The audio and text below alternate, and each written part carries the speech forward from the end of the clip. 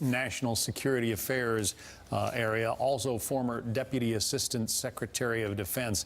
I want to play for you some more of the president talking about this decision he's made regarding Saudi Arabia, and then I'll get your reaction on the other side. Okay. Listen to this. I'm not going to tell a country that's spending hundreds of billions of dollars and has helped me do one thing very importantly, keep oil prices down so that they're not going to $100 and $150 a barrel. Right now, we have oil prices in great shape. I'm not going to destroy the world economy, and I'm not going to destroy the economy for our country by being foolish with Saudi Arabia. So it comes down to economics for the president. What do you think of that decision, Peter?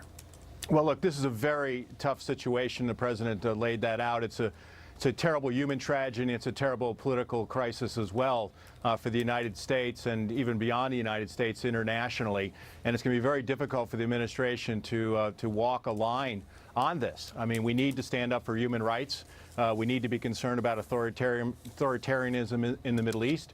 But there's also a number of other issues, John, as you're well aware. The Iranian expansionism, Middle East peace process, Saudi Arabia's role in the Middle East in countering violent extremism. So there's a lot of issues here. This is not easy at all. And rhetorically, it's going to be difficult to deal with this. The Congress is not going to allow this to be the end of the story, and I don't think it is the end of the story. Congress has sent letters to the president, especially the Senate Foreign Relations Committee, asking the administration to act on the Global Magnitsky Act, which could require action against the Crown Prince.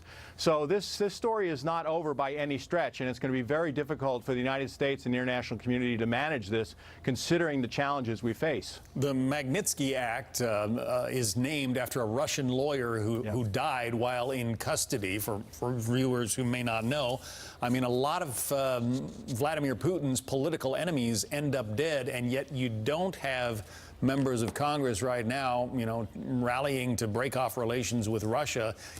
Is there sometimes a double standard in Washington on these issues?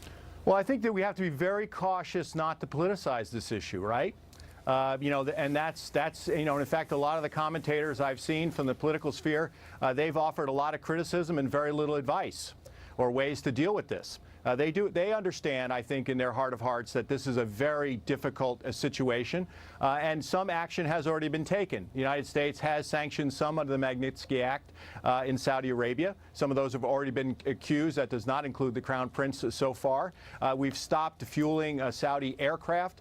You know, arms sales could be on the table, but the challenge here is because of the challenges we face internationally in this world that seems to be in such tumult. That we have to also look at our national security interests as we go forward on this. At the same time, looking at us as a beacon of human rights and democracy in the world. Yeah, the Secretary of State referenced the fact that Saudi Arabia is essentially a bulwark against Iran and its interests in talking about this case. Here's what Mike Pompeo had to say. It's a mean, nasty world out there.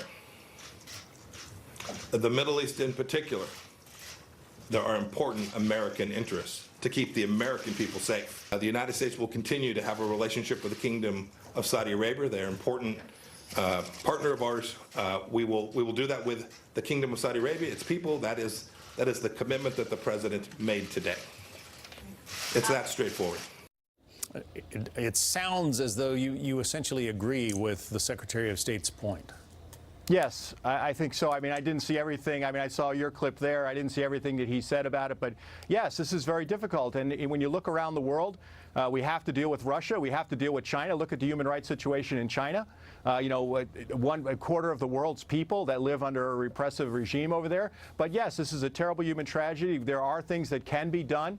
And I think the administration will act on that. They're still gathering information, I think. I mean, we heard about the CIA assessment. I didn't see it. I don't think you saw it. We're getting that through secondhand sources in terms of what that has said.